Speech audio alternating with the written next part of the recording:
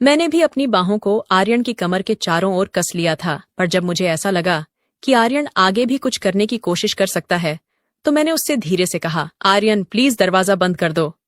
मेरी बात सुनकर आर्यन हंसते हुए बोला, इस समय यहाँ कौन आएगा? मैंने धीरे से मुस्कुराते हुए कहा, फिर भी तुम दरवाजा बंद कर लो ना प्लीज। आर्यन ने मुझे छोड़ा और दरवाजा बंद करने चला गया। वापस आकर उसने फिर से मुझे अपने पास खींच लिया और जैसे वो मुझे अपनी बाहों में भरने लगा तो मैंने धीरे से कहा, आर्यन लाइट भी बंद कर लो प्लीज। और फिर हेलो दोस्तों, आज की इस रोमांचक कहानी में आप सभी का स्वागत है। काफी देर एक दूसरे में समाये रहने के बाद जब सब कुछ हो गया तो मैंने तुरंत ही आर्यन को पीछे हटने के लिए कहा। मेरा दिल जोरों से धड़क रहा था और मेरी सांसें भी बेकाबू होती जा रही थीं। मैंने जैसे तैसे खुद को संभाला और आर्यन को मेरे कमरे से बाहर जाने के लिए कहा। वह बिना कुछ कहे सर झुकाकर मेरे कमरे से बाहर चला गया। उसके जाते ही मैं कांपते हुए अपने बिस्तर से उठी और बाथरूम की तरफ चली गई। मेरा मन उलझनों से भर चुका था। मैं यही सोच रही थी कि एक शादीशुदा औरत होते हुए भी मैंने ये क्या कर दिया। एक शादीशुदा औरत होते हुए भी मैंने किसी और के साथ संबंध बना लिए थे, और वो भी मुझसे 10 साल छोटे लड़के से। यह सब सोचते हुए मेरा दिल बहुत जोरों से धड़क रहा था। मैं जैसे तैसे बस खुद को शांत करने की कोशिश कर रही थी। जो हुआ वह नहीं होना चाहिए था, लेकिन अब ऐसी परिस्थिति में मैं और कर भी क्या सकती थी। मैंने बाथरूम में खुद को साफ किया और खुद से एक वादा भी किया कि मैं अब से बहुत ही सतर्क रहूंगी। नहाने के बाद मैंने अपनी साड़ी पहनी, अपने बालों को ठीक किया और अपने बिस्तर पर जाकर लेट गई। पूरे दिन की थकान और उलझनों ने मुझे इस कदर थका दिया था कि मैं कब सो गई मुझे पता ही नहीं चला। रात के करीब 12 बजे हमारे मैनेडोर की घंटी बजी। मैं हड़बड़ा कर उठी और घड़ी की तरफ देखा तो घड़ी में 12 बज रहे थे। मैं जल्दी से दरवाजे की ओर बढ़ी और दरवाजा खोलते ही मैंने देखा कि सामने भावना खड़ी है और उसके साथ उसका छोटा बेटा चिराग भी है, जो लगभग 10 साल का था। भावना दीदी हमारी पड़ोसन है जिसे हमारे घरेलू संबंध हैं। मैंने हड़बड़ाकर पूछा, भावना दीदी, आप इतनी रात को यहाँ क्या कर रही हो? सब ठीक तो है ना? भावना दीदी ने जवाब दिया, प्रिया, मेरे पापा की तबीयत बहुत ज्यादा खराब हो गई है। हमें अभी अभी खबर मिली है और हम तुरंत ही वहां जा रहे हैं। क्या तुम 2-3 दिनों के लिए चिराग को अपने साथ रख सकती हो? ये तुम्हें बिल्कुल भी तंग नहीं करेगा और हम जल्दी ही वापस लौट आएंगे। मैंने तुरंत कहा, कोई बात नहीं दीदी, यह भी तो आपका ही घर है। आप बेफिक्र होकर जाओ और चिराग की बिल्कुल भी चिंता मत करो। मैं इसका पूरा ध्यान रखूंगी। भावना दीदी ने चिराग को मेरे पास ही छोड़ दिया और जल्दबाजी में चली गईं। मैंने दरवाजा बंद कर लिया और चिराग को लेकर अंदर आ गई। मैंने चिराग के लिए टीवी ऑन कर दिया और उससे पूछा, चिराग, क्या तुमने खाना खाया है? वो बोला, नहीं आंटी, अभी नहीं खाया है। मैंने मुस्कुराते हुए कहा, अच्छा, तुम तब तक टीवी देखो, मैं अभी तुम्हारे लिए खाना लेकर आती हूँ। मैंने खाना गरम करके टेबल पर रख दिया और चिराग को खाना परोस दिया। चिराग खाना खाने लगा और मैं भी उसके पास वाली कुर्सी पर बैठ गई। आर्यन ने अभी तक खाना नहीं खाया था और मैं खुद उसे बुलाने नहीं जाना चाहती थी। मुझे पता था मैं उससे आंखें भी नहीं मिला पाऊंगी। मैं यही सोच रही थी कि जो कुछ भी हुआ उसमें किसकी गलती थी, मेरी गलती थी या फिर आर्यन की गलती थी। कुछ देर बाद मैंने आर्यन के कदमों की आहट सुनी और उसके कदमों की आहट सुनकर मैं अपने विचारों से बाहर आ गई। मैंने बिना उसकी ओर देखे उससे कहा, आर्यन, तुम भी खाना खा लो, मैंने खाना गरम कर दिया है। वो मेरे बगल वाली कुर्सी पर ही बैठ गया और चुपचाप खाना खाने लगा। मैं भी खाना खा रही थी, लेकिन मेरी नजरें बार बार आर्यन की तरफ जा रही थीं। मैं यही सोचती रही कि एक शादीशुदा औरत होते हुए भी मैंने ये क्या कर दिया। आर्यन ने खाना खाते हुए मुझसे पूछा, ये बच्चा कौन है? मैंने बिना आंखें मिलाए उसे जवाब दिया, ये भावना दीदी का बेटा चिराग है। उनके पापा की तबीयत अचानक बहुत खराब हो गई है, इसलिए वो उनके पास गई हैं और चिराग को हमारे पास छोड़ गई हैं। इसके बाद हम दोनों के बीच कोई बात नहीं हुई और आर्यन खाना खाकर अपने कमरे में चला गया।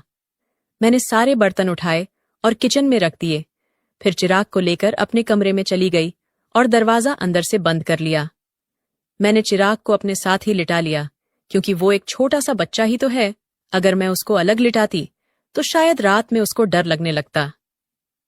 चिराग मेरे बेड पर ही लेटा था और जल्दी सो भी गया। लेकिन मैं जाग रही थी। शाम की थोड़ी देर की नींद के कारण अब मुझे नींद नहीं आ रही थी। आज का दिन मेरी जिंदगी में एक नया मोड़ ले आया था। मेरे दिल और दिमाग के बीच लड़ाई चल रही थी। दिल कह रहा था कि आज जो भी हुआ है वह सही हुआ है, जबकि दिमाग इसे गलत ठहरा रहा था। मेरा दिल तो यही भी कह रहा था कि एक शादीशुदा औरत होते हुए भी मैं एक अधूरी सी जिंदगी जी रही थी, और अगर किस्मत ने मेरे लिए कोई रास्ता खोला तो इसमें क्या बुराई है।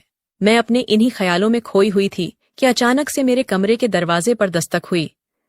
घर में मेरे और चिराग के अलावा सिर्फ आर्यन ही था, तो इसका मतलब दस्तक देने वाला आर्यन ही हो सकता था। मेरा दिल फिर से तेजी से धड़कने लगा था। मैंने चुपचाप लेटे रहने की कोशिश की, लेकिन दस्तक फिर से हुई। मैं यही सोच रही थी कि कहीं चिराग जाग न जाए, और यही सोचकर मैंने धीरे से उठकर दरवाजा खोल दिया। सामने आर्यन को देखकर मैं थोड़ा सा चौंक गई और उससे पूछा, अब क्या है, तुम यहां क्यों आए हो? आर्यन ने धीमी आवाज में मुझसे पूछा, क्या मैं अंदर आ सकता हूं? मैंने कहा, नहीं, बिल्कुल भी नहीं, तुम जाओ यहां से। और इतना कहकर मैंने दरवाजा बंद कर दिया। मेरी सांसें तेज रही थीं और मेरे दिमाग में कई सवाल उठ रहे थे। मैं सोचने लगी कि ये अंदर क्यों आना चाहता है? क्या वो फिर से मेरे साथ कुछ गलत करना चाहता है? नहीं, ऐसा नहीं हो सकता। चिराग भी तो मेरे कमरे में है, और एक बार जो गलती मुझसे हो गई वो मैं दोबारा नहीं दोहराऊंगी। अब ऐसा कभी भी नहीं होगा। लेकिन तभी मेरे दिल के कोने से एक आवाज आई, तो क्या हुआ अगर ऐसा हो भी गया? आखिरकार सबकी जिंदगी में ऐसे मौके आते हैं। अब जब एक बार सब कुछ हो ही चुका है, तो अगर दोबारा भी हो जाए तो क्या फर्क पड़ जाएगा? पिछले कई सालों से तुमने अपने आप को रोक कर रखा है, और अब जब मौका मिला है तो इसे गंवाना ठीक नहीं है। जिंदगी ऐसे मौके बार बार नहीं देती। मैं बिस्तर पर बैठी इन्हीं ख्यालों में डूब चुकी थी कि अगर मौका मिला है तो क्या इसे छोड़ देना चाहिए? आर्यन तो अभी जवान है, उसकी जिंदगी में तो ऐसे मौके और भी आएंगे, लेकिन मेरे लिए मेरे पास तो बस यह एक ही मौका है। क्या मुझे अपनी जिंदगी जीने का हक नहीं है? मैं इन्हीं विचारों में उलझी हुई थी। मेरे दिल और दिमाग के बीच जंग हो रही थी। आखिरकार मेरे मन की आवाज ने मेरे दिल की आवाज पर जीत हासिल कर ली। मुझे आर्यन के प्रति अपने पिछले व्यवहार के बारे में सोचकर अफसोस सा होने लगा। मैंने उसे बहुत ही गुस्से से अपने कमरे से भगाया था, और इस बात का मुझे बहुत ही दुख हो रहा था। मैं मुस्कुराते हुए अपने बिस्तर से उठी और अलमारी में से एक आकर्षक लाल रंग का जोड़ा निकालकर पहनने का विचार किया, और फिर बाथरूम में जाकर कपड़े बदल दिए। कपड़े बदलने के बाद मैं अपने कमरे में आई, और कमरे में आकर मैंने अपना हल्का फुल्का सा मेकअप कर लिया। मैंने अपना लाल रंग वाला जोड़ा पहन लिया था और ऊंची हील वाली सैंडल भी पहन ली थी।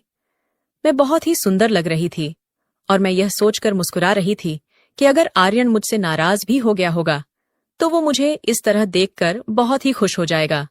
मैंने देख लिया था कि चिराग गहरी नींद में सो रहा है। मैंने धीरे से अपने कमरे की लाइट बंद कर दी और दरवाजा बंद करके सीढ़ियों से ऊपर चली आई।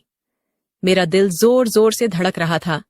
जब मैं ऊपर पहुंची तो मैंने देखा कि आर्यन के कमरे का दरवाजा खुला हुआ है और अंदर से हल्की हल्की रोशनी बाहर आ रही है। जब मैंने अंदर जाकर देखा तो आर्यन वहां नहीं था। तब तक मुझे पीछे से किसी के कदमों की आहट सुनाई दी। जब मैंने मुड़कर देखा तो वहां आर्यन खड़ा था। जब आर्यन मेरे करीब आया तो मैंने झिझकते हुए पूछा, तुम अभी तक सोए क्यों नहीं? आर्यन ने आगे बढ़कर मेरे एक हाथ को अपने हाथ में थाम लिया। उसकी नजदीकी से मेरे दिल की धड़कनें और तेज हो गई थीं। आर्यन ने मुस्कुराते हुए कहा, मुझे यकीन था कि आप मेरे पास जरूर आओगी। और इतना कहकर उसने मुझे अपनी तरफ खींच लिया। मैं बिना किसी प्रतिरोध के उसके पास चली आई। आर्यन ने मुझे अपनी बाहों में भर लिया था, और उसकी इन नजदीकियों से मुझे एक अजीब सा सुकून महसूस हो रहा था। मैंने आर्यन के सीने में अपना चेहरा छुपा लिया और धीरे से बोली, आर्यन, मुझे बहुत डर लग रहा है। मेरी यह बात सुनकर आर्यन ने मुझे और भी ज्यादा प्यार से अपनी बाहों में कस लिया और पूछा, डर किस बात का लग रहा है? मुझे उसकी बाहों में बहुत असहज महसूस हो रहा था, लेकिन एक अजीब सा आकर्षण भी महसूस हो रहा था। मैंने धीरे से कहा, कोई हमें देख ना ले। आर्यन ने भी धीरे से कहा, यहां है ही कौन जो हमें देखेगा? आर्यन ने मुझे अपनी बाहों में कस लिया, लेकिन मैंने हिम्मत जताकर कहा, आर्यन, अभी नहीं, यहां नहीं। आर्यन मेरे संकेत को समझ गया और वो मेरा हाथ थामकर मुझे अपने कमरे की ओर ले गया। जब मैं कमरे में पहुंची तो मेरी धड़कन और तेज हो गई। कमरे में पहुंचते ही आर्यन ने लाइट जलाई और फिर धीरे से मुझे अपनी बाहों में भर लिया। मैंने अपनी पीठ को अर्जुन के सीने से सटा दिया। हालांकि मैं अभी भी थोड़ा सा घबराई हुई थी, लेकिन आर्यन के सीने से लगकर मुझे थोड़ा सा सुकून मिल रहा था। उसने धीरे से मेरी गर्दन पर अपना सिर रख दिया, जिससे मेरा दिल जोरों से धड़कने लगा। आर्यन ने अपनी प्यारी आवाज में कहा, आज तो आपका हुस्न कुछ खास ही लग रहा है।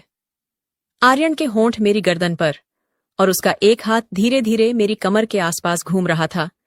उसकी इस नजदीकी का एहसास मुझे पागल कर रहा था, लेकिन मैं खुद को काबू करने की कोशिश कर रही थी। मैंने यह सब पहले कभी भी महसूस नहीं किया था। आर्यन ने मुझे चूमते हुए कहा, आपकी खूबसूरती ने तो मुझे घायल ही कर दिया है।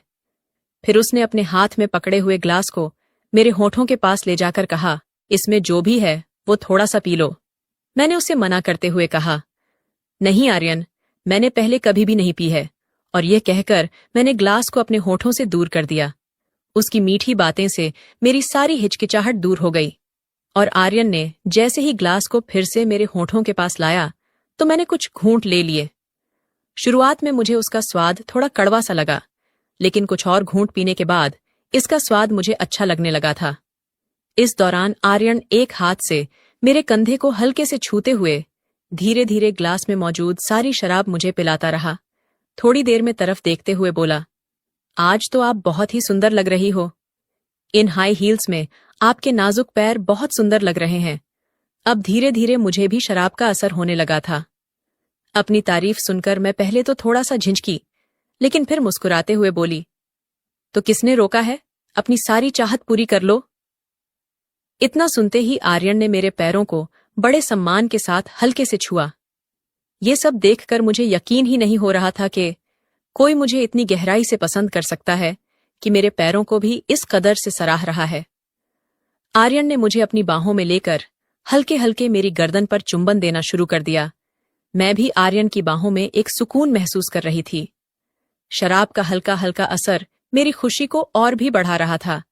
मैंने भी अपनी बाहों को आर्यन की कमर के चारों ओर कस लिया था, पर जब मुझे ऐसा लगा कि आर्यन आगे भी कुछ करने की कोशिश कर सकता है, तो मैंने उससे धीरे से कहा, आर्यन प्लीज दरवाजा बंद कर दो। मेरी बात सुनकर आर्यन हंसते हुए बोला, इस समय यहां कौन आएगा? मैंने धीरे से मुस्कुराते हुए कहा, फिर भी तुम दरवाजा बंद कर लो ना प्लीज। आर्यन ने मुझे छोड़ा और दरवाजा बंद करने चला गया। वापस आकर उसने फिर से मुझे अपने पास खींच लिया और जैसे वो मुझे अपनी बाहों में भरने लगा तो मैंने धीरे से कहा, आर्यन लाइट भी बंद कर लो प्लीज। लाइट बंद होने के बाद हम दोनों एक दूसरे में समा गए और सारी रात ऐसे ही गुजर गई। अब मैं अपनी जिंदगी में खुश थी कि मुझे अकेले इतनी बड़ी जिंदगी नहीं गुजारनी पड़ेगी। कमेंट करके जरूर बताइएगा कि आपको ये कहानी कैसी लगी। अगर आपको ये कहानी पसंद आई हो तो इसे लाइक करें और अपने दोस्तों के साथ भी शेयर करें। आगे भी ऐसी रोमांचक कहानियों के लिए हमारे चैनल को सब्सक्राइब करें